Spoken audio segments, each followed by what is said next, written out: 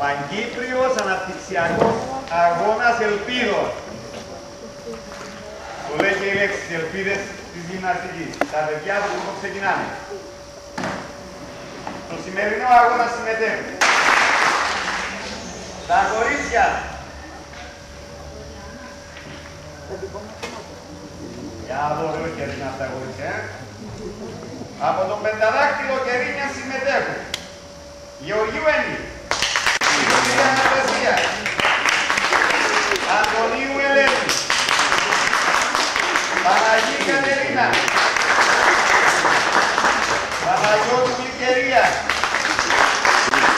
και Πελατά Ελίνα. Από το Αθανάσια Λεμεσού, Ζανέτου Άντρεα, Βάσου Άντρεα, Μέρα Αλεξάνδρα, Κωνσταντίνου. Το δεξί χέρι όλοι έμψτε το μέλλον. Μπράβο. Πάμε. Ορθοποσία αρκετό. Ελίνα.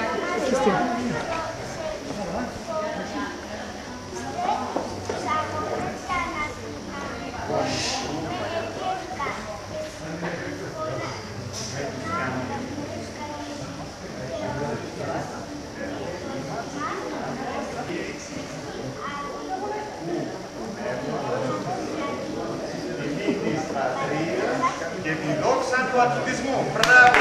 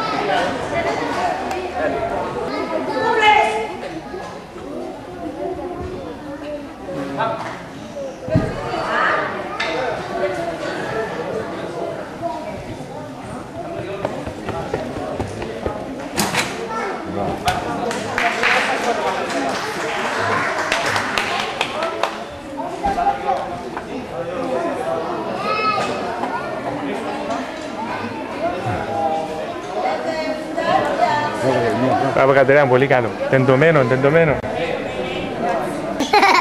Πρώτη φορά, ίσως κάποια μπορεί να είναι και δεύτερη φορά. Σημασία σε αυτήν την ηλικία έχει να μπουν σε αυτό το κλίμα και να μάθουν να αγωνίζουν. Χειροκροτήστε τα όλα παρακαλώ.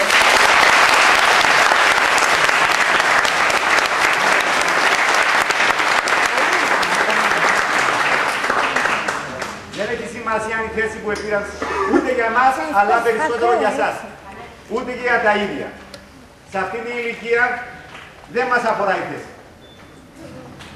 Θέλουμε πολλά παιδιά και μέσα από τα πολλά παιδιά θα βγουν αθλητές, να είστε σίγουροι.